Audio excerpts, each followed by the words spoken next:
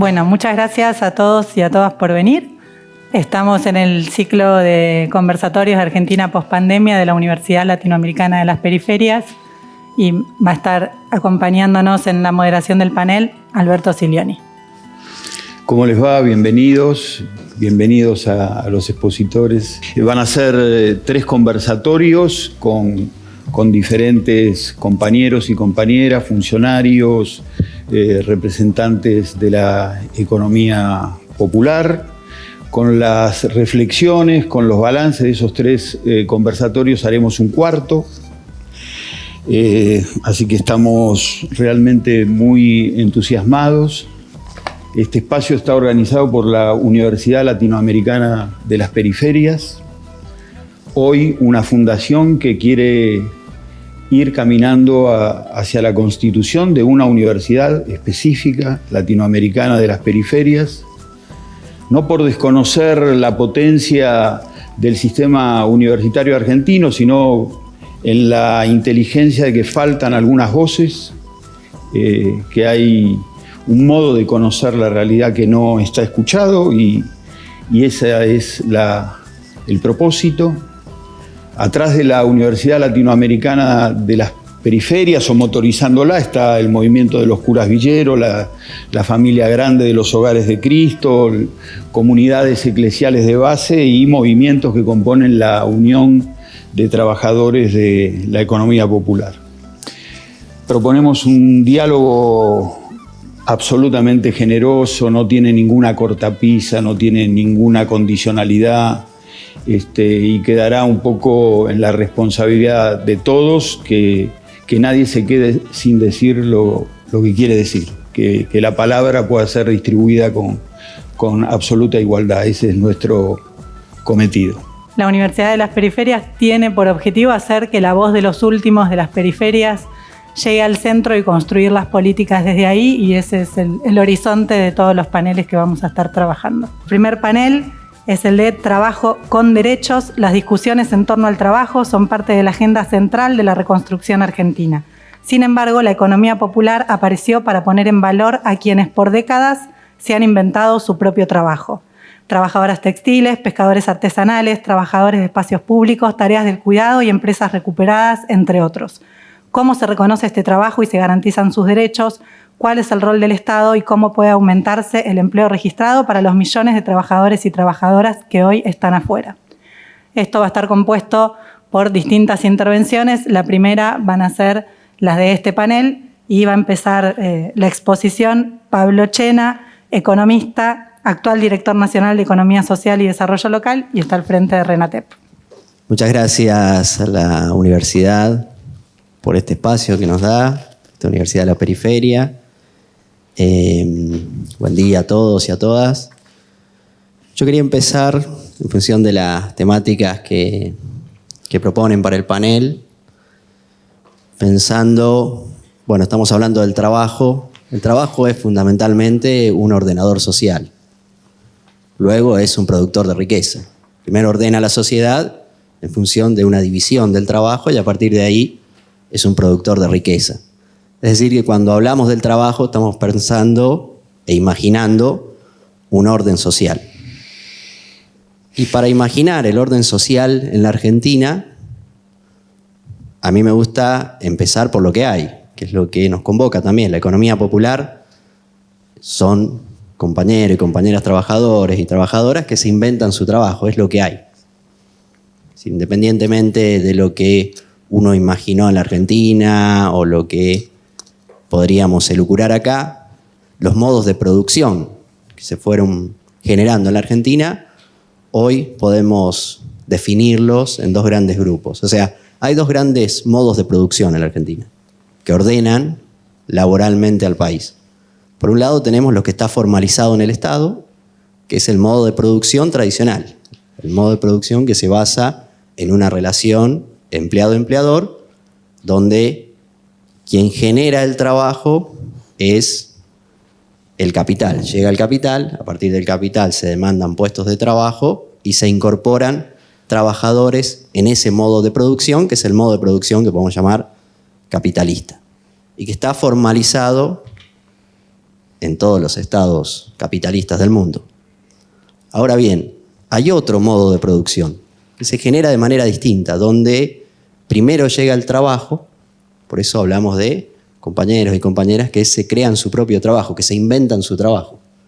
Llegó primero el trabajo, ordenó a ese sector social y luego, para desarrollarlo, hace falta el segundo paso, que es, en muchas ramas productivas, que llegue lo que podríamos llamar el capital, las máquinas, etcétera, para aumentar la producción de riqueza, aumentar la escala productiva. Es decir que si partimos de ese reconocimiento de que hay dos modos de producción para desarrollar y para desarrollarse laboralmente en la Argentina, tenemos que pensar en dos formas de desarrollarlos. ¿Cómo desarrollar el trabajo en el esquema capitalista actual? Ya tiene chorros de tinta y prácticas económicas y políticas para sacar conclusiones. Podemos ver que en la Argentina, por ejemplo, es importante cuidar la demanda interna, es importante proteger la industria nacional, etc. Digamos, hay un esquema de economía política que, bien mal podemos discutirlo, pero nos lleva a plantear un modo de desarrollo de esa parte de la economía que es la formalizada. Luego tenemos el otro modo productivo, el heterodoxo, el que está en la informalidad, es decir, que no ha sido reconocido en la formalidad del Estado.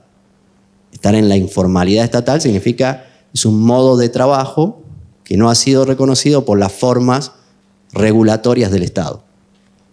Es muy difícil a partir de ahí desarrollar algo que no ha sido reconocido totalmente por el Estado.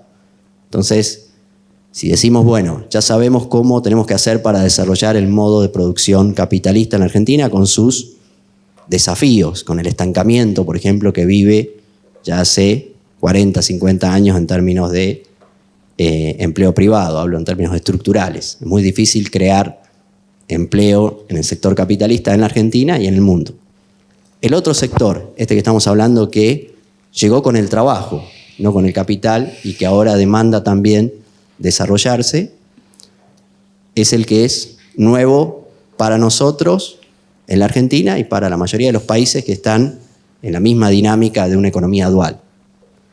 ¿Qué desafíos tenemos para ese sector? O sea, ¿qué hacer?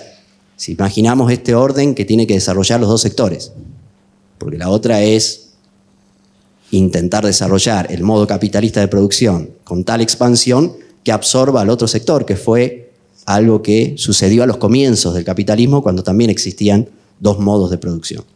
Hoy volver a eso es muy difícil, volver el tiempo y pensar en esa expansión del capitalismo argentino para absorber 6, 7 millones de trabajadores, tomando en cuenta que el sector privado formal de la Argentina tiene esa cantidad, estamos hablando en duplicar el empleo en la Argentina, el empleo formal registrado del sector privado. Emprender ese camino puede ser una estrategia, es una estrategia que no es incompatible con la otra, que es la que yo quiero plantearles acá, que es desarrollar esta economía que nosotros llamamos economía popular y que suele llamarse economía informal. ¿Por qué no decimos economía informal? Porque es una economía que está informalizada, no es un determinismo histórico lo que lo lleva a la informalidad, no es una economía informal por naturaleza, sino que está informalizada. Hay que empezar el trabajo de formalización. ¿Formalizarla para qué? Para desarrollarla. ¿Y desarrollarla para qué? Para que volvamos a construir desde los sectores populares una escalera de ascenso social en la Argentina. Ordenado como la única escalera que existe de ascenso social, que es a través del trabajo. No hay otra manera de ordenar la sociedad y no hay otra manera de generar movilidad social ascendente si no es valorizando lo que todos hacemos en nuestra vida y lo que produce sentido, que es el trabajo. ¿Tiene sentido? Y esto no lo digo de casualidad. ¿Desarrollar la economía popular? Sí, porque el trabajo de la economía popular produce sentido. Si quienes están en la economía popular, ustedes, no vieran ahí el sentido, es verdad, sería una sala de espera para desarrollar mientras se desarrolla lo otro. Como el trabajo que se inventa en los barrios no solo es socialmente útil, que es la segunda discusión que tenemos que dar, sino que fundamentalmente produce sentido social, es muy importante, desde el punto de vista de la comunidad, impulsarlo. Y es una solución que nosotros entendemos fundamental para sacar a la Argentina desde abajo. O sea, el capital hoy, la otra economía, de cada crisis sale más concentrada. Si pensamos en una teoría del derrame, sería un derrame inverso, porque la concentración es el derrame inverso, es el derrame de abajo hacia arriba. La recuperación de la economía tradicional va a ser con mayor concentración. El desafío nuestro es desarrollar la economía popular porque hay que reconstruir la Argentina. La Argentina no hay que recuperarla. Si recuperamos la Argentina que teníamos, seguimos con los mismos problemas estructurales que tenemos. Tenemos que reconstruirla, reconvertirla. Y para eso, reconstruir la Argentina significa probar mecanismos de reconstrucción. Un mecanismo de reconstrucción que proponemos nosotros es desarrollar esta economía informalizada. Formalizarla ¿con qué hoja de ruta? Con la que dicen las representaciones políticas del sector, que se expresó, para mí el hecho fundante, el hito institucional de la economía popular, que la lleva a la arena política y la funda en términos conceptuales, es la Ley de Emergencia Social, donde plantea los 3 hitos institucionales para su desarrollo. Primero, registrar el trabajo de la economía popular. Basta de encuestarlo, basta de encuestar condiciones sociales, hay que registrar el trabajo como se registra el trabajo en el sector tradicional, formal. En su momento se propuso el RENATREP se llamaba en ese momento. Nosotros lo impulsamos desde el Ministerio de Desarrollo Social, de a poco, con un instrumento que es el RENATEP, el Registro Nacional de Trabajadores y Trabajadoras de la Economía Popular, no por la registración en sí, sino porque es un primer reconocimiento para el segundo paso, que es la formalización. La registración y luego la formalización del sector. El segundo hito institucional era el salario social complementario. Muy importante, porque era un reconocimiento de que en la economía popular el trabajo de la gente que se inventa su propio trabajo no estaba del todo reconocido por la sociedad. Es decir, el enorme trabajo concreto, el esfuerzo que hay en la economía popular no se traducía en valor social. Por lo tanto, la demanda era, hay que traducir este trabajo concreto, este gasto de energía permanente en producir bienes sociales y bienes para el mercado, porque son ramas también que van, compran y venden en el mercado, reconocer que estaba subvalorado. Y ese es el salario social complementario. Es un salario que complementa el ingreso de los trabajadores y trabajadoras de la economía popular. Eso es muy importante porque conceptualmente nos dice lo que hay que hacer.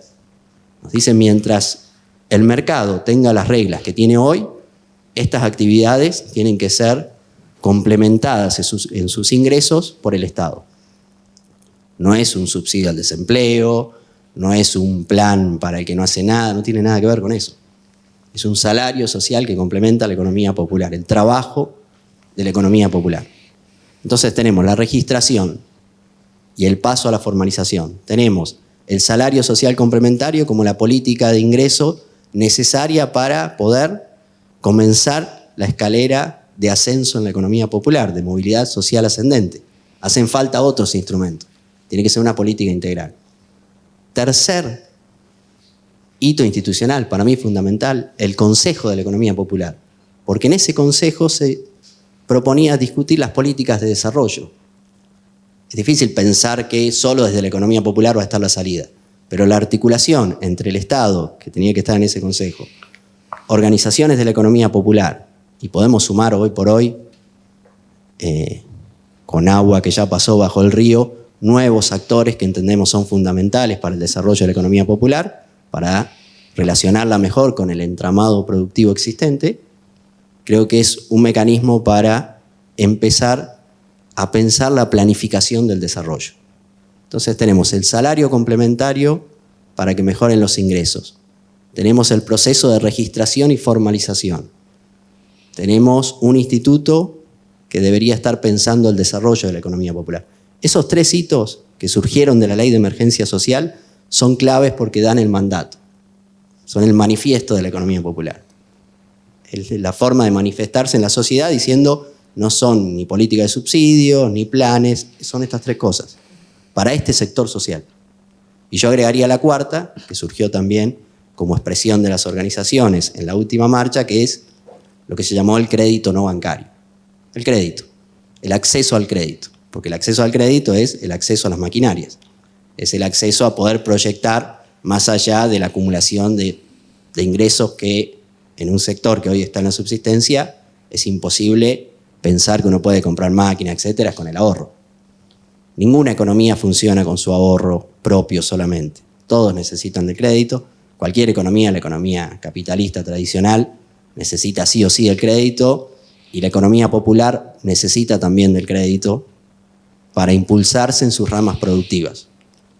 En las ramas comunitarias, ese salario complementario es el principal ingreso, porque hacen a las ramas de la comunidad, no hay otro ingreso que lo complemente, porque están destinadas al ordenamiento y a la comunidad, a crear comunidad en el barrio. Bueno, ahí también hay que tener políticas específicas, que ya no son las de el crédito y el escalamiento productivo, sino pensar la política comunitaria. Bueno, esto es para mí, que quería transmitirles, el desafío que tenemos. Tenemos la agenda la plantean las organizaciones permanentemente, son muy claros. Digo, es cuestión de leer la ley de emergencia social, leer las declaraciones, porque ahí está la hoja de ruta de la economía política que necesitan los sectores populares para tener esta reconstrucción desde abajo y desde el trabajo. Muchas gracias. Bueno, ahora le vamos a dar la palabra a Juan Grabois, referente del Movimiento de Trabajadores Excluidos y del Frente Patria Grande, integra la UTEP. Buenos días, compañeras, buenos días, compañeros, buenos días a los que nos están viendo también por internet, qué sé yo, por donde sea, o que nos verán. Nos verán. Gracias por la invitación. Una pequeña reflexión sobre la ULPE. Como dijo el compañero Silioni, la ULPE no busca sustituir el sistema universitario vigente, sino fundamentalmente trabajar en dos sentidos, ¿no? Que a los profesionales formados por las universidades públicas tengan la posibilidad de establecer un estudio posgrado que los vincule con lo comunitario y que puedan, por ejemplo, un ingeniero, un arquitecto o un abogado conocer los territorios excluidos para aplicar sus conocimientos a la realidad de nuestro pueblo, que es algo que nos cuesta muchísimo, ¿no? Nos falta en esos profesionales que entiendan verdaderamente lo que pasa, entre otras cosas, ¿no? Y ojalá sirva también para construir niveles de sistematicidad en este tipo de debates, porque hay un nivel de dispersión que nos complica el trabajo, ¿no? Esto pasa en todas las escalas, en la escala de los movimientos populares, en el Estado. En el Estado es tremendo el nivel de dispersión de información, de datos, de orientaciones. Y digo esto porque voy a hablar muy brevemente de algunos aspectos generales y después me voy a enfocar en la cuestión del salario universal y ese tema que a mí me parece que es una discusión muy relevante en este momento. La economía popular, por lo menos como la entendemos nosotros, y muchos de los conceptos que después se fueron plasmando en leyes aparecen en un librito que escribimos con Pérsico en 2012, 2013, pues el salario social complementario, la sindicalización del sector, etcétera, es hija del neoliberalismo. Es decir, es el producto del paradigma neoliberal. No es ninguna cosa fantástica. Es el producto del fracaso de la civilización capitalista que en sus promesas cumplió una, que es la de la hiperproductividad, pero no cumplió la otra, que era la de la distribución razonablemente equitativa de esa producción y, decimos nosotros, de los bienes esenciales para la vida, que son la tierra, el techo y el trabajo.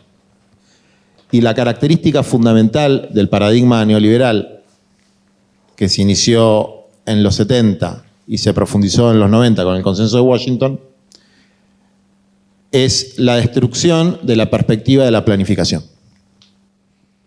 La planificación hipercentralizada que caracterizó al socialismo real y la planificación desarrollista, peronista, justicialista que caracterizó los procesos nacionales populares del tercer mundo y la planificación keynesiana post-Plan Marshall.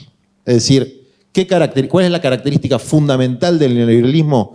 No son las privatizaciones, no es la flexibilización laboral, todo eso es parte, es la destrucción de las capacidades de planificación del Estado. Es decir, no gobierna el gobierno, gobierna el capital. No gobierna el gobierno, por ejemplo, cómo se distribuye la población en el territorio, lo gobierna el capital. No gobierna el gobierno cómo se desarrollan las redes ferroviarias, hídricas, etcétera, lo gobierna el capital. Razón por la cual, digamos, esa característica, que para mí es la característica central del Estado neoliberal, sigue vigente en la Argentina, aún habiendo pasado importantes ciclos de gobiernos populares.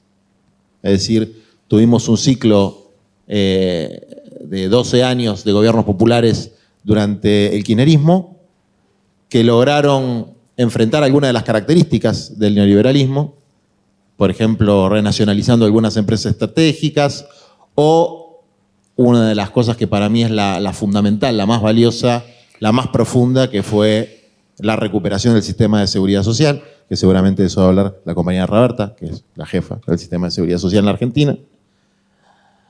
Pero no se pudo recuperar la capacidad de planificación de los viejos planes quinquenales. Entonces el problema de fondo para mí está ahí. Y todo lo demás que hablamos son estrategias de resistencia de la clase trabajadora frente a la exclusión del paradigma neoliberal. Y la economía popular es una forma de resistencia y construcción de poder popular para lograr transformaciones radicales, profundas y estructurales en la sociedad.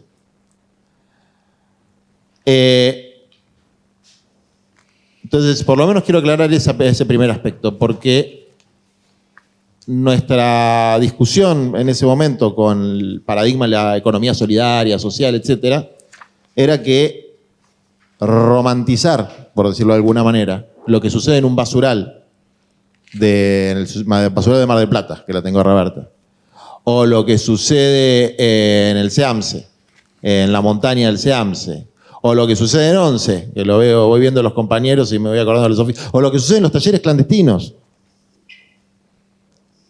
Eso es economía popular. ¿Por qué es economía popular? Porque los medios de producción están al alcance de los sectores populares, porque son formas que están relativamente disociadas de los circuitos globales de producción. Ahora, son formas de economía popular sumamente degradadas y degradantes. Y son masivas en la Argentina. Hay que distinguir dos grandes sectores de economía popular. La economía popular dispersa, que es el 90%, que son los compañeros que no están organizados en ningún movimiento popular y que realizan centenares de actividades diversas sin organización. Y el millón más o menos que está relativamente encuadrado dentro de organización y movimientos populares. Ahora, si uno ve los números de la caracterización de la clase trabajadora argentina, que tengo los datos más posta de todos, que me los pasaron gente que no puedo nombrar,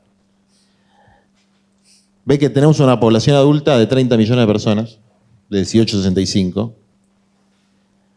Hay solamente 10 millones, el 36%, con ingresos laborales propios. Y ahí metemos trabajadores del sector público, trabajadores del sector privado y monotributistas. Es decir, todos los niveles de precariedad que puede existir en el sector que tiene ingresos registrados.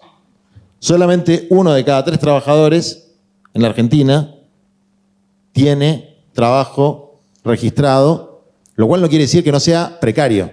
Puede ser sumamente precario. De hecho, la mitad de esos trabajadores tienen ingresos por debajo de lo que hoy se considera la línea de pobreza. O sea, estamos realmente jodidos y son solamente 1/3. De los otros 2/3, tenemos 5 millones, de los otros 20 millones que nos quedan, 5 millones que reciben alguito del sistema de seguridad social. Fundamentalmente la asignación universal por hijo, que es el más masivo. Después, en segundo lugar, las pensiones no contributivas, el progresar, etcétera, de los subsistemas de la seguridad social destinada a los compañeros que no están dentro del trabajo registrado. Hay 5 millones de compañeros, compañeras que reciben algo. Después hay que ver qué, pero reciben algo. Y después tenemos 13, casi 14 millones de adultos, es decir, gente que tiene entre 18 y 65, que no tiene ingresos regulares, dentro de los cuales solamente hay 1 millón con el potencial de trabajo. Es decir, que tiene el salario social complementario, 1 millón y piquito, etc. Es decir, cuando la burguesía y los medios de comunicación y la clase política tienen una obsesión absolutamente increíble con el potencial de trabajo, con el Argentina, como Argentina Trabaja, Leyes Hacen, todos esos programas. O sea, estamos hablando de menos del 10% de la población que no tiene ingresos fijos, y está toda la crítica y toda la desesperación de cómo convertimos a ese millón en algo, no sé, en algo que no se entiende muy bien. ¿Qué? Porque pasar de los planes al trabajo, qué sé yo. Ese millón que tiene el salario social complementario, al igual que los otros 13 millones, algo hacen.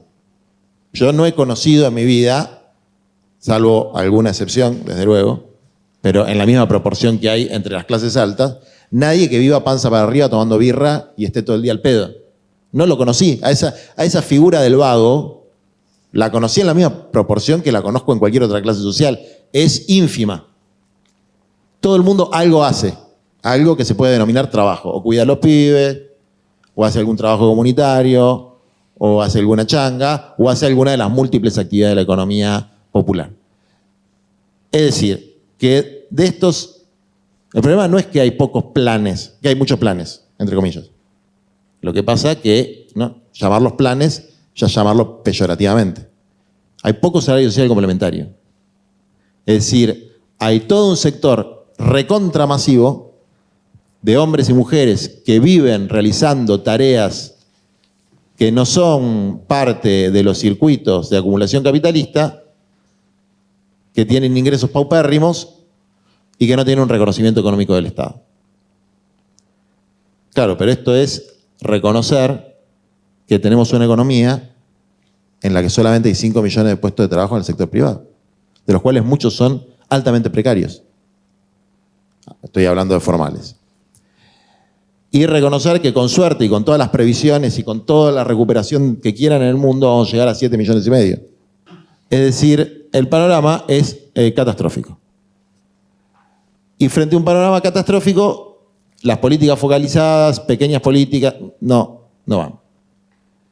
Entonces, nosotros planteamos, me voy a tomar 4 minutos más porque nosotros planteamos desde la UTEP, formalmente desde la UTEP, desde la comisión directiva de la UTEP, salió un comunicado, la necesidad de un salario universal.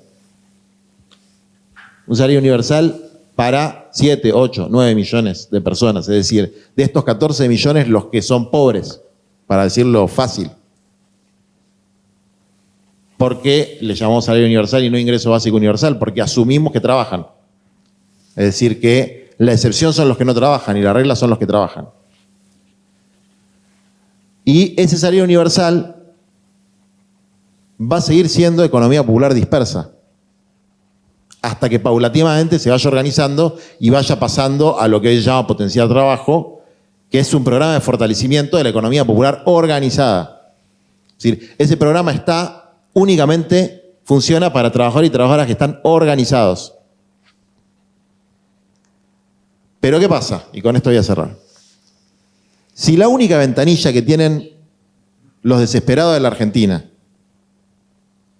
para pedir algo que les permita llegar a fin de mes es el programa Potencial Trabajo, inevitablemente la avenida 9 de Julio la avenida 25 de Mayo se va a convertir en un corsódromo, donde hoy están determinados movimientos sociales con una determinada orientación ideológica, y dentro de un par de meses vamos a estar todos. Porque todos nuestros comedores, merenderos, cooperativas, etc., se llenan de gente diciendo que quiere entrar al programa Potenciar Trabajo. Y nosotros, yo digo casi en una actitud de claudicación, le decimos banquemos. Ahora, no puede ser la única ventanilla. Porque sería mentira si nosotros inscribiéramos 3 millones más de trabajadores al Potenciar Trabajo y dijéramos que eso es economía popular organizada. Estaríamos mintiéndonos a nosotros mismos y destruyendo lo poco que pudimos organizar, que son alrededor de 1 millón, que es un montón de gente que está relativamente organizada, encuadrada y entiende de qué se trata la cosa. Bueno, no existe, y con esto cierro, no existe hoy, teniendo gente tan inteligente y capaz como Emilio, como Fernanda. Bueno, hay un montón de compañeros que están vinculados a este mundo de la seguridad social y la economía popular, un ámbito real para tomar decisiones para un lado o para el otro. Ese consejo funcionó una vez. Yo me acuerdo, yo lo presidí, la única decisión que tuvo la presidí yo. Porque creo que tuvo 2 y ya no funcionó más. Después arreglábamos todo por teléfono, mientras cortaba la ruta, todas las patadas. Porque la verdad es que funciona así. O sea, la arbitrariedad consiste en que todo funcione en base de una determinada relación de fuerzas. Esa es la arbitrariedad. Entonces, para finalizar decía, es criminal que no haya un ámbito de definición donde se unifique el criterio por el cual se va a realizar la política de empleo y fortalecimiento de la economía popular y de ingreso social en la Argentina. Y la responsabilidad de que eso funcione la tienen las máximas autoridades de nuestro país. No un subsecretario, no un secretario, ni siquiera un ministro. Porque es el problema más urgente, no el más importante, el más urgente. Estos 13 millones de argentinos y argentinas que no tienen ingresos fijos, de los cuales por lo menos 8 millones son pobres de toda pobreza. Muchas gracias, compañeros. Muchas gracias, compañeros. Muchas gracias, Juan. Y ahora le damos la palabra a Fernanda Raberta, trabajadora social y titular de ANSES. Gracias por la invitación a este espacio. La verdad es que yo tengo el enorme desafío de conducir el organismo de la Seguridad Social en la Argentina, un organismo al que nosotros decimos el corazón del Estado Nacional por su sensibilidad y por su capacidad de territorializar y llegar a cada familia argentina a través de prestaciones, se llaman así, que son derechos. Y a mí me gusta decir que cuando uno llega a los lugares y a las funciones, incluso cuando uno llega a la historia, hay una historia recorrida. Hay hombres y mujeres que también vienen haciendo historia y que entonces uno tiene que poder ponerse y situarse en la etapa en la que le toca participar, reconociendo el camino de otros y de otras, porque por supuesto somos parte de un camino que tiene una temporalidad y que van a venir otros y otras a caminar después. Entonces ponernos y situarnos en ese momento de la historia siempre me parece importante, reconociendo las trayectorias anteriores.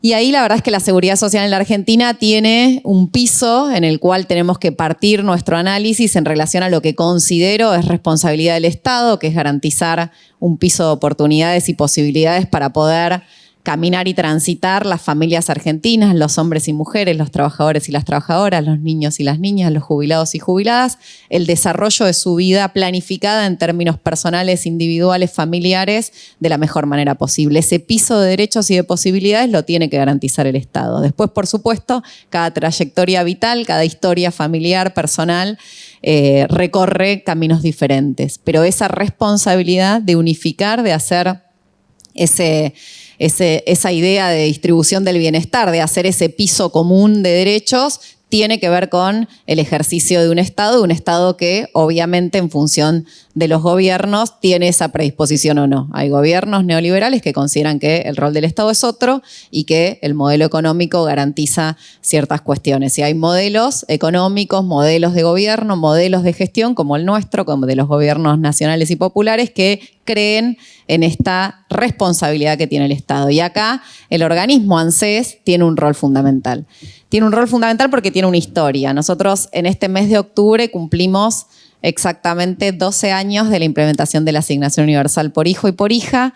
Esta historia tiene que ver con haber incorporado la idea de que los trabajadores en la Argentina somos todos los que somos población económicamente activa y buscamos trabajo. Algunos tenemos trabajo y otros no, pero trabajadores y trabajadoras somos todos. Por lo tanto, los hijos del pueblo, las hijas del pueblo, los hijos y las hijas de los trabajadores son iguales ante este Estado. Por lo tanto, el salario familiar que cobran los trabajadores asalariados debía tener, y hace 12 años se pensó, y en su momento quien era presidenta de los argentinos y argentinas, Cristina Fernández de Kirchner, hoy la actual vicepresidenta, instrumentó una política de generar un pie de igualdad para los hijos y las hijas del pueblo de la Argentina. Y eso fue la asignación universal por hijo. Por lo tanto, podemos decir y afirmar que existe un ingreso universal para los hijos y las hijas de los trabajadores de la Argentina. Y ese ingreso universal reúne a más de 8.400.000 chicos y chicas, algunos a través de la asignación universal, otros a través del salario familiar. Y después, por supuesto, también el sistema de seguridad social, el sistema previsional argentino contempla también, a partir de las decisiones en su momento, en el 2005, una ley de moratoria del presidente Néstor Kirchner, y después en el 2014 una ley de moratoria de la presidenta Cristina Fernández de Kirchner, hoy vicepresidenta, instrumentó políticas, ese Estado comprensivo de la necesidad de que los mayores de 60, 65 años, siendo varones o mujeres, tuvieran que tener un ingreso digno para poder transcurrir sus vidas cuando ya no son población económicamente activa. Esos hombres y mujeres, que son los jubilados y las jubiladas de Argentina, son quienes perciben una jubilación. Ahora bien, así como en la asignación universal por hijo, encontramos chicos y chicas que no tenían la asignación universal justamente porque venimos de atravesar un tiempo que hay que recuperar y reconstruir, que es un tiempo perdido, que tiene que ver con ese tiempo, esa pausa en relación a esa responsabilidad que tiene el Estado, que fue el gobierno anterior, en donde el Estado miraba para otro lado o cumplía con otras obligaciones, sino con las de garantizar este piso de oportunidades y de derechos, en donde perdimos chicos y chicas de la asignación universal y que hubo que recuperar. Por eso, en octubre del año pasado, a partir de un DNU, el presidente de la Nación firmó la posibilidad de buscar activamente a estos chicos y chicas, y en la Argentina ya hay más de 500.000 chicos y chicas que pudimos ir a buscar desde el Estado, no esperando que vengan, sino ir a buscar. Lo mismo pasa con el sistema previsional argentino en relación a los jubilados y jubiladas. El 94% de quienes tienen más de 60, 65 años,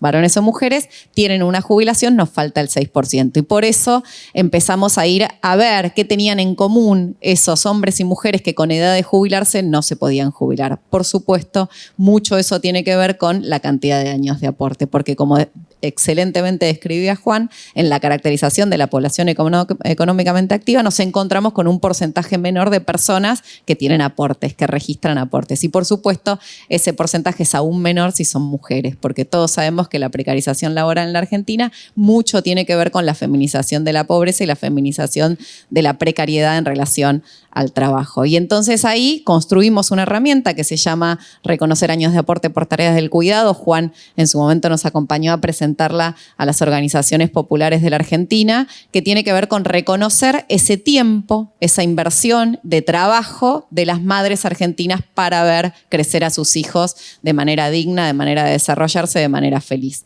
Ese tiempo es reconocido como aportes y por lo tanto pueden esas mujeres alcanzar a tener una jubilación, por supuesto a través de la moratoria implementada en estos recorridos y en estos tiempos que decimos que nos anteceden en la historia. Y estas mujeres que pueden construir a partir de estos años de aporte, la incorporación a partir de pagar los años que le faltan acá, en la nueva Argentina que hay que reconstruir, y en función de lo que planteaba Juan en cómo se puntualiza lo que tiene el otro y no lo que le falta a los otros, digamos, en esto de mirar a los vecinos y a las vecinas mirándonos qué tenemos y qué no tenemos y compararnos, y a partir de ahí que se generen situaciones sociales bien conflictivas, bien complicadas. También en la Argentina, las mujeres que acceden a esta moratoria pagan sus aportes que, por supuesto, no pagaron cuando eran población económicamente activa porque no tenían trabajo registrado. También nos encontramos con, en su mayoría hombres, pero con una enorme cantidad de personas que perdieron su trabajo producto de la modificación de la matriz productiva de la Argentina, perdieron su trabajo, la mayoría del sector industrial, durante el gobierno anterior. Y entonces, a partir de un decreto del presidente de la Nación, instrumentamos una política también de búsqueda activa de estos hombres y mujeres, pero en su mayoría hombres, 9 de cada 10 son varones, para ir a buscar a quienes tenían los 30 años de aportes, pero todavía no les daba la edad, y generamos una jubilación anticipada, prestación por desempleo anticipado, que también tiene un antecedente en el 2005 en el gobierno de Néstor Kirchner. Y así fuimos encontrándonos con la manera de recuperar ese tiempo perdido producto del volantazo que, por supuesto, la democracia lo permite en relación a los modelos económicos y a las perspectivas de la función y la responsabilidad del Estado en función de las garantías de desarrollo del pueblo argentino. En esa recuperación del tiempo que teníamos que, digamos, incorporar a partir de asumir como gobierno el 10 de diciembre, por supuesto acá no dijimos nada, pero en el medio, pandemia mediante, también teníamos que resolver un tema, que era recuperar tiempo perdido en la capacidad del dinero, en la capacidad de compra, en el valor adquisitivo de esas jubilaciones o de esos ingresos universales para los hijos y las hijas de la Argentina. Estamos hablando de que hay 2 ingresos casi universales, estamos yendo a buscar a los que faltan, de los menores de 18 años y los mayores de 60-65. Por ahora estoy hablando solamente de la población que no es población económicamente activa. Y entonces ahí, para recuperar ese tiempo perdido, esta semana pasada, de hecho, el presidente de la Nación, a partir también de la firma de un decreto, resolvió instrumentar la duplicación del monto de las asignaciones familiares. Ustedes saben que los trabajadores y trabajadoras argentinas, más de 2.100.000 personas, tienen hijos menores de 18 años y perciben un salario familiar. Asignaciones familiares se llama en términos técnicos.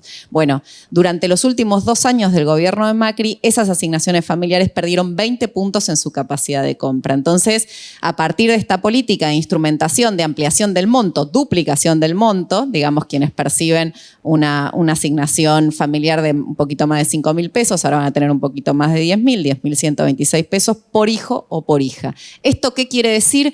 Que además de asumir la responsabilidad de recuperar el tiempo de los que se quedaron afuera del mercado formal de trabajo, también tenemos que asumir la responsabilidad de que el dinero rinda. Y ahí viene un enorme problema en relación a lo que todos acá sabemos y coincidimos, me imagino, que es la perspectiva de cómo logramos una Argentina donde los precios de los alimentos sean precios estables. Y ahí una gran cuestión a debatir y a resolver. ¿Cómo hacemos para que los hombres y mujeres de la Argentina, que son población económicamente activa, accedan a un trabajo? Y ahí yo identifico 2 problemas.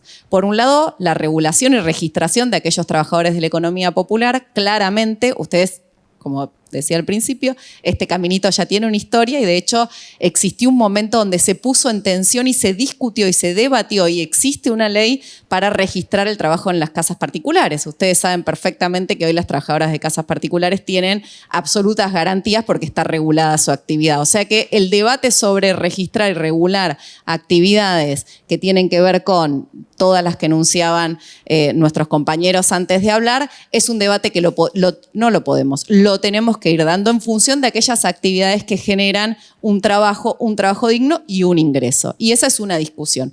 Otra discusión que también hay que poner sobre la mesa es el trabajo no registrado. Porque en la Argentina, esos números que contaba Juan, muchas de esas personas que no tienen ingreso registrado y que trabajan, como dice Juan, todos los argentinos y argentinas trabajamos, muchas de esas personas trabajan de manera precarizada y no tienen regulado su ingreso porque justamente están precarizados y justamente trabajan de manera informal. No digo los trabajadores de la economía popular, estoy haciendo una distinción entre esas poblaciones bien distintas. Los que trabajan de manera no registrada. Bueno, ahí hay otra cuestión a debatir y otro problema a resolver. Todos esos problemas y todos esos debates para mí tienen que ver con pensar una Argentina que parta de un piso de derechos que por lo menos nuestro organismo, el sistema de la seguridad social, tiene mucho que ver con ir ampliando para que esos derechos efectivamente generen oportunidades y para que esos derechos se puedan enraizar en una comunidad que se desarrolla si se desarrollan sus integrantes, puntualmente una comunidad que se organiza para salir adelante. Ahí estaba leyendo antes de venir este libro que me regaló el compañero ministro de... Esto que estoy haciendo no corresponde en la tele, pero ustedes sabrán. El compañero ministro de Desarrollo de la Comunidad, el Cuervo Larroque, que justamente planteaba al Papa Francisco esto de las personas aisladas y desesperadas. Desesperado el término como aquel que pierde la esperanza, aquel que deja de esperar. Y aislado el término como aquel que no se desarrolla porque no es parte de una comunidad en donde la felicidad del otro está asociada a la felicidad de uno y la felicidad de uno está asociada a la felicidad del otro. Esa idea del desarrollo en comunidad, de salir del aislamiento y de dejar la desesperanza atrás, ¿qué? Es un poco el Papa Francisco y bueno, es un poco así.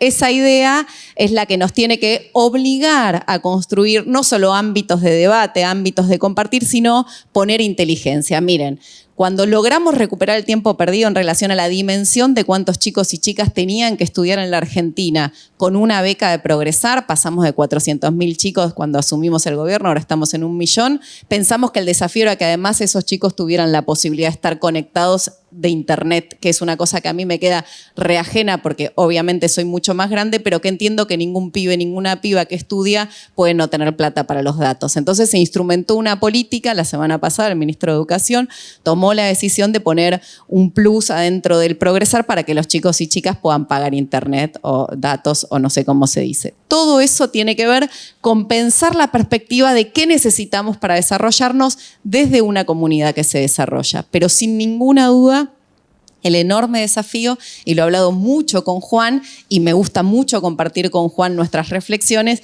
tiene que ver cómo construimos una inteligencia que nos permita superar creativamente algunas cosas que ya fueron probadas de otra manera. Yo lo que digo es que en la Argentina tenemos la responsabilidad y sueño con que logremos que estos ámbitos de reflexión y de construcción de inteligencia común, que estos ámbitos donde nos permitan a quienes somos funcionarios, digamos, el compañero en desarrollo social, yo en ANSES y quienes son responsables de las organizaciones sociales, nos unamos a pensar cómo construir políticas públicas y cómo construir desafíos con paradigmas diferentes que nos permitan haciendo esto, ¿no? Haciendo esto de reconocer la historia como la comunidad organizada para poder desarrollar la felicidad integral de las familias argentinas, hasta cómo pensamos instrumentos que nos permitan pensar en la población económicamente activa que no tiene acceso al trabajo registrado. Estos desafíos de pensar nos obligan a pensar diferente. Yo lo que digo es que no podemos seguir pensando que las únicas soluciones ya se nos ocurrieron, que tenemos el enorme desafío por comprensión histórica y por el recorrido que tenemos, por el enorme recorrido que tenemos en materia social de pensar activamente cuáles son las soluciones que necesita nuestro pueblo, pensarlas desde la comunidad que se organiza, tercer sector, incluso el sector privado, las organizaciones libres del pueblo, el Estado, todos, por supuesto con un rol del Estado, como dice Juan, de garantizar la conducción estratégica de las soluciones que necesita nuestro pueblo, porque para eso es el Estado y por eso somos un gobierno nacional y popular que cree en esa centralidad de la conducción del Estado, pero pensar creativamente estrategias y herramientas nuevas. No se me ocurre que podemos salir adelante sin recrear con nuestra propia práctica política institucional, nuestra propia ejercicio de la realidad en relación a la organización de la comunidad con recetas que ya hemos ensayado. Creo que nos debemos pensar herramientas nuevas y creo además que tenemos una oportunidad histórica, porque estoy segura que esto que estamos haciendo acá, que tiene que ver con dejar atrás la desesperanza, dejar atrás el aislamiento, dejar atrás el pensarnos de a uno y de a una, y pensarnos en comunidad y construir lazos genuinos que nos permitan construir y definir inteligencia común, es el camino para, con el enorme recorrido que tenemos, con la enorme cantidad de medidas que tienen que ver con reconocer que hay que recuperar tiempo, que hay que salir de la pausa en la que estuvimos los sectores populares de la Argentina durante 4 años de neoliberalismo, pero además durante la pandemia. Creo que estamos en un momento maravilloso para pensar siempre con ternura, porque la ternura confronta con la crueldad, y siempre pensar con método, porque el método es lo que nos permite trazarnos objetivos claros para poder desarrollar nuestras acciones. Creo que es el momento en donde nos podemos dar este espacio y este lugar para pensar una nueva Argentina que se reconstruya, que pueda volver a parirse con un sistema que nos sea un poquito más igualitario para que, bueno, definitivamente y siempre respetando la diversidad y respetando las diferencias, podamos construir una Argentina de iguales. Bueno, gracias a todos y a todas. Bueno, la verdad que estamos muy contentos de que este haya sido el primer panel. Escuchándolos, creo que tenemos la sensación de que es posible un territorio de encuentro entre el Estado, los movimientos populares. Así que agradecemos mucho.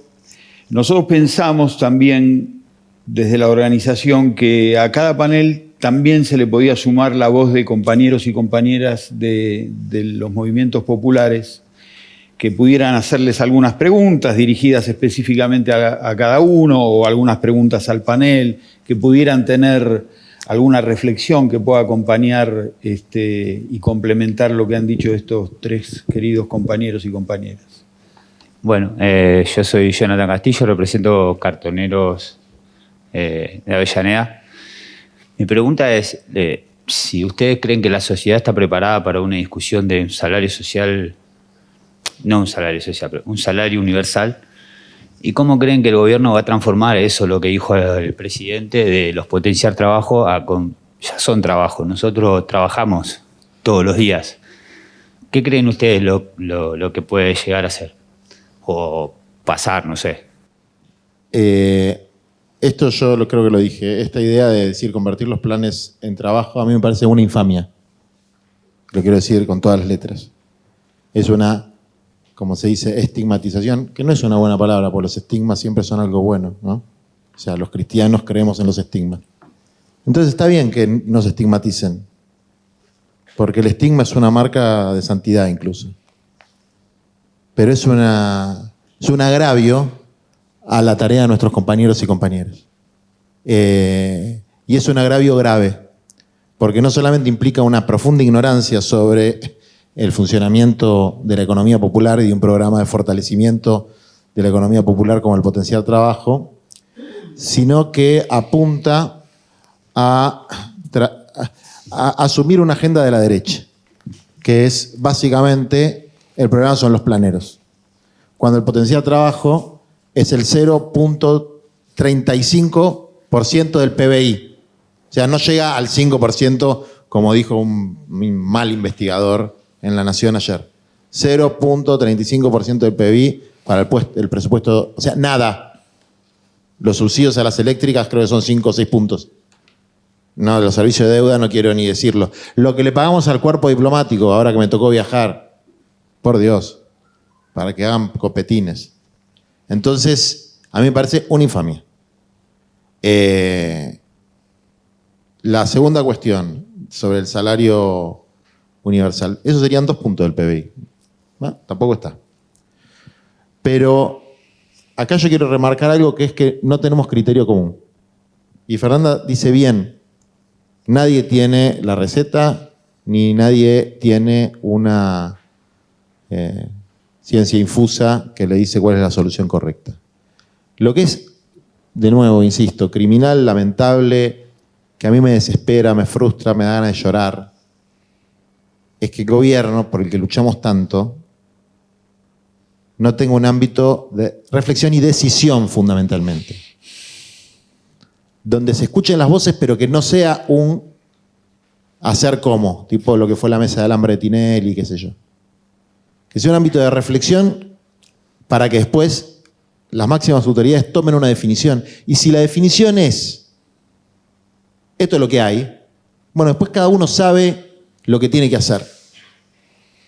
Pero que se analice metódica y científicamente la situación que existe, y frente a esa situación que existe, a ese panorama que existe, se toma una definición, porque no puede ser que yo, por ejemplo, que soy un dirigente social muy comprometido con las causas de nuestro pueblo, me acabo de enterar por Fernanda de medidas que no sé dónde se debatieron.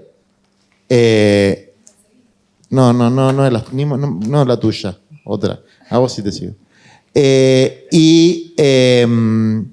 Lo de las becas Progresar, por ejemplo, ¿no? O sea, el manejo de las becas Progresar totalmente desvinculado del potenciar trabajo cuando es una población de la misma edad, digamos, pues son pibes que laburan y estudian. Es decir, la fragmentación casi feudal de la política pública, donde cada ámbito gubernamental hace lo que se le canta la gana, en general con buena leche, a veces con mala leche, pero sin una orientación común.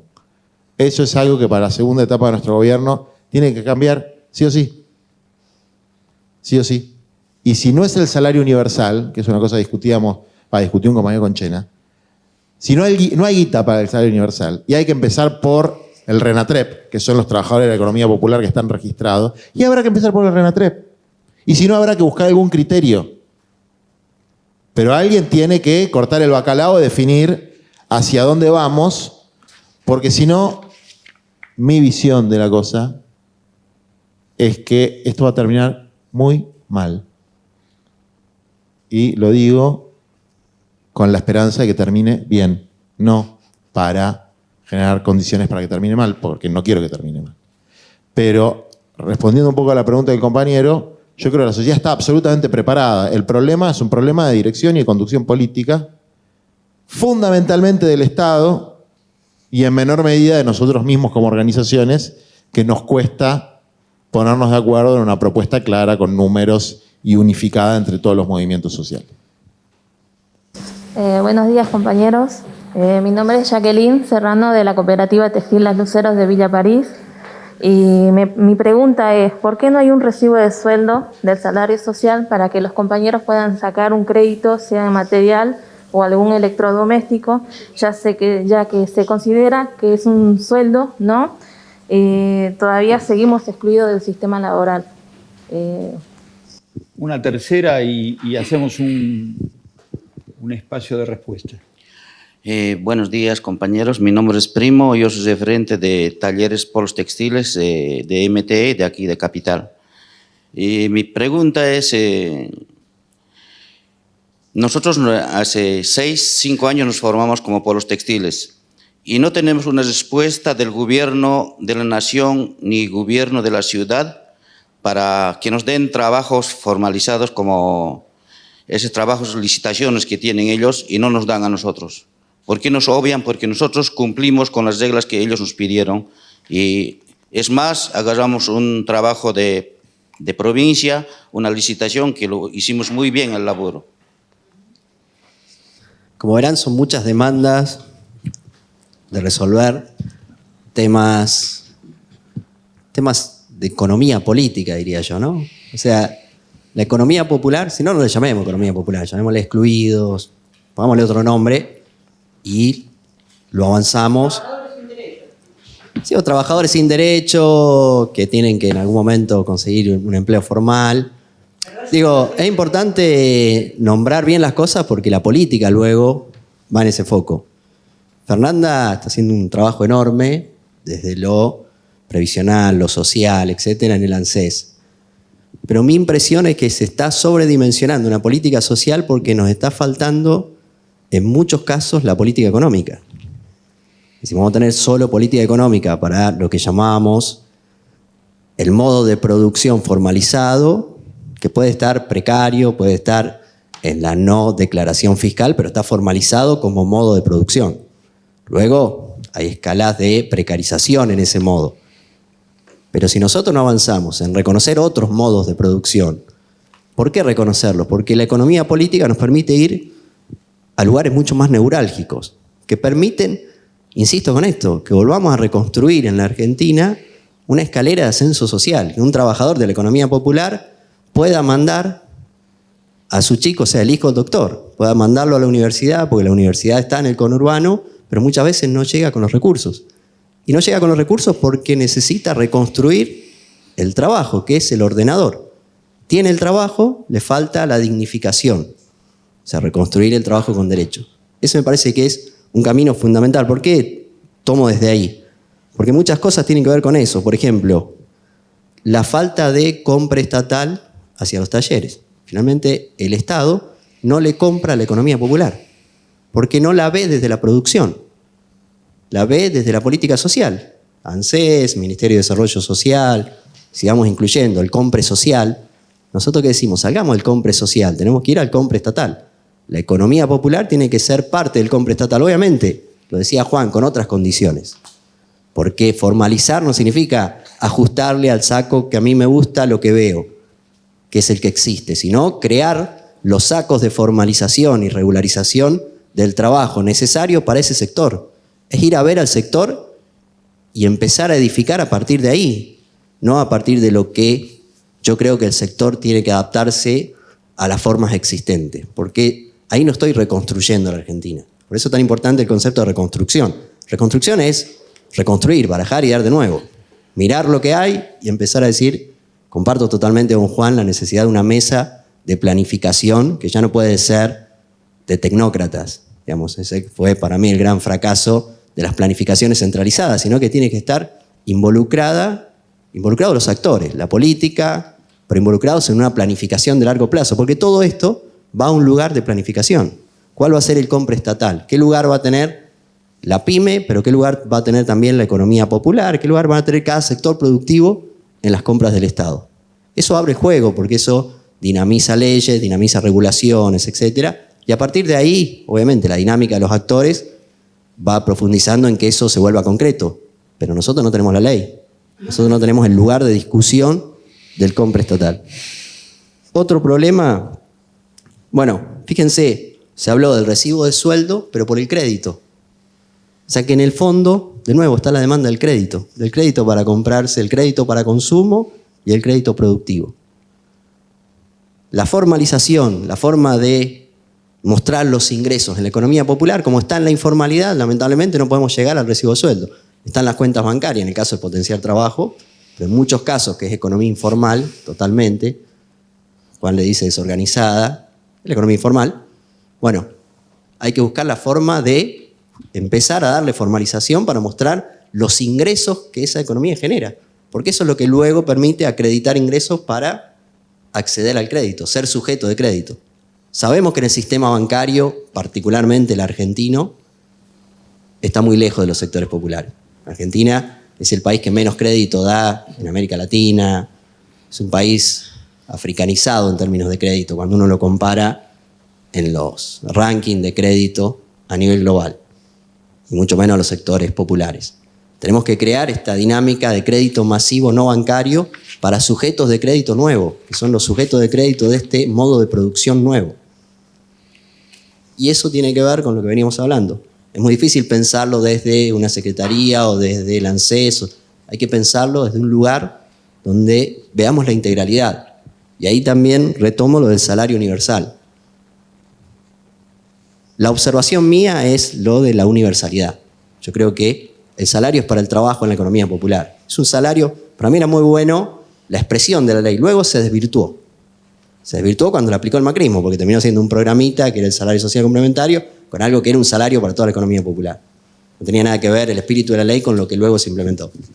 El consejo terminó siendo otra cosa que no era el espíritu de la ley, y así cada cosa. Pero yo digo volver al espíritu de la ley, porque ahí había mucho de lo que yo entiendo va a desarrollar la economía popular. Va a dar posibilidades a que chicos que están en los sectores populares vean que el trabajo para socialmente sostenerse, avanzar dentro de la comunidad, etcétera, está en el barrio. Existe, está en el barrio, lo ven. Porque el trabajo que ven en el barrio, el trabajo que están haciendo ustedes, ese es el trabajo que está en el barrio. Los chicos de los sectores populares ven ese trabajo, no ven el otro trabajo que les resulta cada vez más lejano y ya ni siquiera en muchos casos los tienen como el imaginario. Claro, o sea, es como decir, mirá, el trabajo está por allá y en algún lugar te va a tocar. El trabajo que el compañero ve es o el del comedor, porque el chico va al comedor o porque va al club, está en el barrio. Ese es el trabajo que nosotros tenemos que lograr. Sí, por favor. Disculpen, yo, bueno, soy una doña, ¿viste? Y yo me emociono con esto, porque hace mucho tiempo atrás, cuando fuimos experimento de la primera formación de la CETET, acá Panchito también, éramos unos 100, y nos querían explicar en qué lugar estábamos, todo esto, y medio que no entendíamos ni la plusvalía, ni que todo esto, ni los patitos no se nos alineaban ni a palo. Hasta que un día nos dolió porque nos dio en el ojo y vimos un poquito por qué quedamos excluidos, fuera del mapa, ¿no? Se discutía mucho esto de quién compra lo que producimos en la economía popular, quién consume, cómo, y se había creado marcas registradas, se habían hecho varias cosas. Nunca le pudimos dar solución. Hoy es el día de hoy que la única forma que encontramos, y voy a la pregunta, te cuento esto como relato, es lo más formal que tenemos como paraguas, es una cooperativa. Y seguimos siendo trabajadores sin derechos, sin recibo de sueldo. Una vez piqueteamos, me acuerdo con el gringo, piqueteamos allá en Moreno por la primera vez para sacar con la Argentina Trabaja, que nos den en cuota. Bueno, después los compas nos pagaron, fue un bondi, mal, quedamos mal, como no pagaderos, porque es la verdad, es lo que pasa en la informalidad, cuando no tenés nada. Entonces, bueno, estas discusiones sin forma. Lo que pasa es que en el barrio, yo digo que soy un híbrido por mi edad. Yo vengo de un proceso histórico que vi trabajar a mis viejos. Yo trabajé, después sufrí el menemismo, me tocó. Y ahí después caí en cuenta, cuando fui a limpiar casas, en qué lugar del mapa había quedado, con dolor. Porque para mi generación era irse a la B. Mis compas, cuando voy al área Reconquista a limpiar zanjones, a hacer vereda y todo eso, primero espantada y nos amontó el espanto en algún momento, somos seres humanos reconstruyéndonos en la economía popular. Somos todos rotos, de alguna manera u otra rotos por el sistema. No es que nos mueve, discutimos la renta. Por eso nos juntamos en los barrios cuando decís vos. Pero ahora me engolosiné, me entusiasmé con mis compas, hace unos añitos que venimos con la cooperativa y venimos dándole duro y parejo, y queremos también facturarle, tenemos condiciones para facturarle al privado. Pero tenemos que ser como el aikido, usar la fuerza del enemigo o del Estado para poder subsistir, porque no tenemos fuerza. ¿Cómo construimos poder popular sin poder popular? ¿Quién consume? ¿El Estado está dispuesto a apostar por nosotros? ¿El Estado está dispuesto a no tener los bonsai y confiar en que un par de negros y negras y de viejas y viejos locos que alguna vez se quisieron muertos y hoy por hoy se atreven a soñar que pueden cambiar algo? ¿El Estado va a apostar a nosotros? Esa es la pregunta. ¿Por qué? Porque nos ponen tantos papelitos, tantos obstáculos, tantas cosas para poder llegar a tener un convenio o un contratito. Tenemos que dar 2 veces, tenemos que probar que somos aptos para que nos pueda inclusive contratar el Estado por la compra esa. ¿Cómo se llama eso que dijiste vos, compa? Compra social. Claro, háganla más fácil eso, compa, esa es la pregunta. Bueno, perdón, disculpe. Que cuando decimos hay que reconocerlo desde el Estado, reconocerlo no es simplemente anotarlo en un registro. Y no es, yo creo que si lo dejamos solo con el salario universal, vamos a estar de nuevo en 2 años más hablando de la pobreza y lo mismo. O sea, si no nos generamos una política integral que tiene que ver con la planificación, fundamental, para decir, este es el camino. Empezamos con esta política de ingresos, con este crédito, con estos programas de fortalecimiento. Potenciar trabajo fortalece la economía popular en un 90%. Bueno, hay que seguir trabajando y cuidar ese programa porque es de fortalecimiento de la economía popular. Si ese programa es destruido, desvirtuado, o se cree que es un programa de desempleo, o empiezan, digamos, porque empiezan todos los prejuicios diciendo es esto, esto y esto, todo lo que no es. Es un programa que fortalece la economía popular, hoy está en el ojo de la tormenta. Obviamente, como todo programa que se ha vuelto masivo, y en la pandemia particularmente, hay que irlo acomodando, irlo corrigiendo conceptualmente, irlo trabajando, pero es un programa fundamental porque es un hito ahí de fortalecimiento de la economía popular. Obviamente, comparto con Juan, es pequeño, hay que avanzar con el crédito masivo, hay que avanzar con todo lo que falta. Eso implica una agenda que es muy clara y es muy clara en intervención hacia el Estado, hacia lo que hoy existe, porque reconstruirla, hacer la nueva Argentina significa pensar que el Estado que traíamos estaba hecho para otro modelo. Y el Estado, bueno, particularmente el Estado argentino tuvo idas y vueltas muy violentas. Y reconstruir la Argentina tiene que ver con reconstruir también este Estado distinto. Muy cortito, una intervención sobre el crédito. Bueno, sobre el crédito no formal o el crédito no bancario. Y con esto de pensarnos no empezando cuando llegamos nosotros. Hubo una experiencia cuando la ministra era Alicia Kirchner en el Ministerio de Desarrollo Social, que fue el Banco Popular de la Buena Fe, en donde emprendedores y emprendedoras, o sea, personas que construían proyectos productivos a escala menor, decíamos, incluso obra pública barrial, incluso emprendimientos productivos de escala familiar o barrial, que funcionó muy bien en la Argentina porque justamente dejaba de lado los requisitos que tenés que tener cuando vas, y entonces te capitalizabas de una manera donde tu emprendimiento después tenía un empujoncito con un dinero y además se hacía comunitariamente porque tu garantía eran tus vecinas. Esa experiencia funcionó, y digo yo de esto de pensar experiencias nuevas, pero tener en cuenta las experiencias virtuosas para poder ir construyendo nuevos escenarios de esta nueva Argentina. Pero además pensar, y esto es lo que me parece que quiero hacer hincapié, nosotros durante el 2020 en el organismo no cobramos los créditos a los jubilados y jubiladas de la Argentina que habían tomado crédito en el gobierno de Macri. Tampoco cobramos los créditos a las titulares de la UH. ¿Saben cuántas mujeres en la Argentina habían tomado crédito durante el gobierno de Macri que eran titulares de la Asignación Universal por Hijo? El 94% de 2.400.000 mujeres. ¿Y saben para qué habían tomado crédito? Para poder comer. Y ese crédito se devolvía con la UH al mes siguiente. Entonces lo que yo digo es, tenemos que poder profundizar un poquito más. ¿Para qué tomaban créditos los jubilados y jubiladas de la Argentina?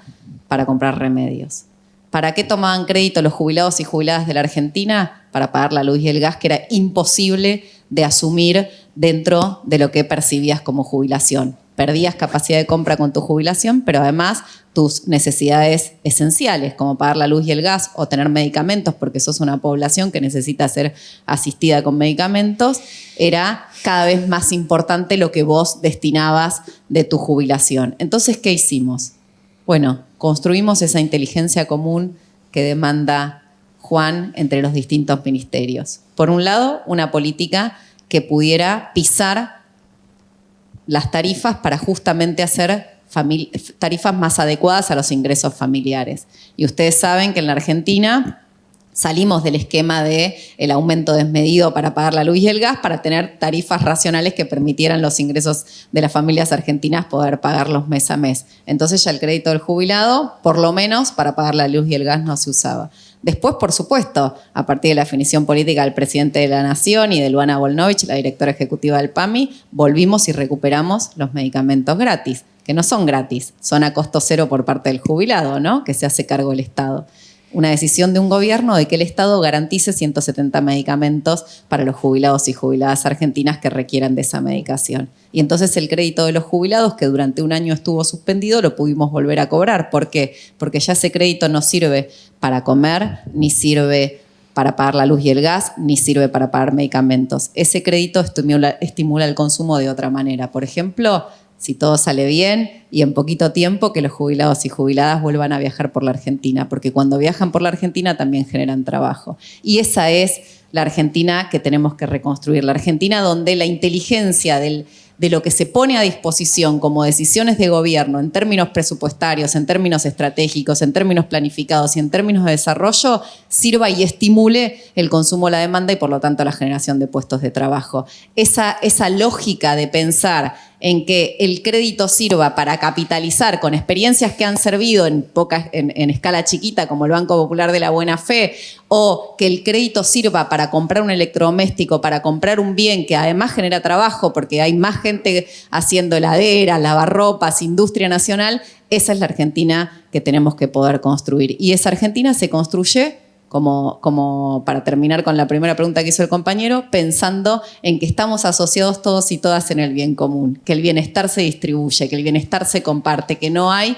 Y esa Argentina tiene que salir del esquema del aislamiento tan impuesto, en donde fuimos capaces de medir y de mirar lo que tenía el vecino en vez de disfrutar que el vecino lo tuviera y pensar que no lo tenemos, a una Argentina donde lo que tienen los otros y las otras nos hacen bien, porque la felicidad se comparte y la felicidad también se distribuye. Gracias. Fernanda, a todos los compañeros y compañeras, llegamos hasta acá.